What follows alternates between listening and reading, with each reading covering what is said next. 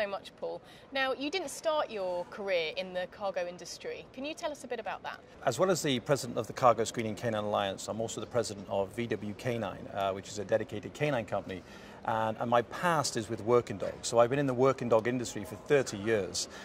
15 years in Northern Ireland with a British Army dog unit, battling domestic terrorism there. And then 7 years in the Middle East, working with the US government, the US Department of Defense, Department of State, managing key canine projects and programs over there in Iraq and Afghanistan. So 30 years and 20 years in hostile environments has set me up nicely for our new challenge, which is protecting the freight forwarding industry. So what brought you to cargo? Well, the cargo initiative and third-party canine initiative by the TSA and Department of Homeland Security is a very large initiative. There is estimated between 1,000 and 2,000 dog teams that could possibly be required to service the cargo screening industry. So a very big opportunity. So can you tell us how the canine screening industry works? Yeah, I mean, currently, we are fully aware of the current screening protocols for explosives, whether it's X-ray machines and so on. They're very thorough, but they're very time-consuming. An average pallet can take anywhere between 3 and 9 minutes to unpalletize, put through X-ray machines by hand, repalletize, rewrap, and move on, and can take up to 3 to 6 employees.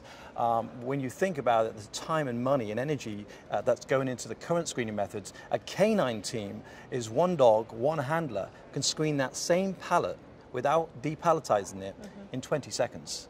So the time saving and money saving with our good four-legged furry friends is going to be remarkable. Well, with that in mind, as technology improves, how is that going to affect the industry for canines? Well, technology has always been trying to catch up with the canine olfactory.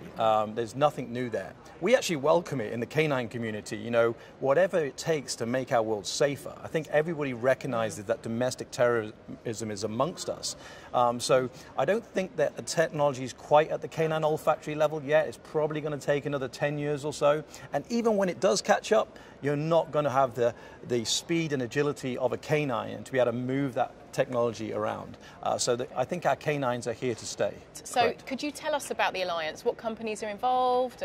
Absolutely. When we first started several years ago, sitting down with the cargo industry, with the airlines and the freight forwarders, with TSA, we came together and we listened. In the canine world, we listened to the operational scenario that faces us, and we were seeing and hearing concerns from the airline industry and the freight forwarding industry about the use of canines and the deployment of canines. Where is the handlers coming from? Is there not a dog shortage? Where are all these dogs? If we need an estimated 1,000 to 2,000 dog team, where are we getting these dogs and handlers from? So we took the feedback and took it back and realized that this is too big an opportunity for any one canine company. So unusually, we reached out to key strategic canine companies and partners and asked if they would like to come in and form an alliance to better serve this cargo screening industry. So we chose 3 key companies, VW Canine, which is my own company, VLK, Von Lick Kennels, with a very strategic place in Indiana, over 600 acres. They're currently selling and producing over 1,000 dogs a year. And they have their own European breeding kennel, working dog kennel, procurement kennel, and Southern Coast Canine, very renowned, prestigious police canine training academy in Florida. So we felt with that footprint of key canine companies that we really could better serve the industry. On the handler recruitment side, we exclusively tied in with canineemployment.com. This is the world's largest handler recruitment database. So joining in and bringing them into the Alliance exclusivity gave us access to over 8,500 dog handlers across 16 countries worldwide. And then to fund this project, ITC Capital Partners, which roots go back over 100 years in providing services, and so we're well financially backed as well. So those key alliance partners coming together, we feel is the answer and the network to better serve this industry. And do you feel like this alliance may grow even more? Most definitely. We're always looking for key strategic partners. One of the TSA requirements that may be put on us is to actually video capture every canine search of every pallet or ULD coming through.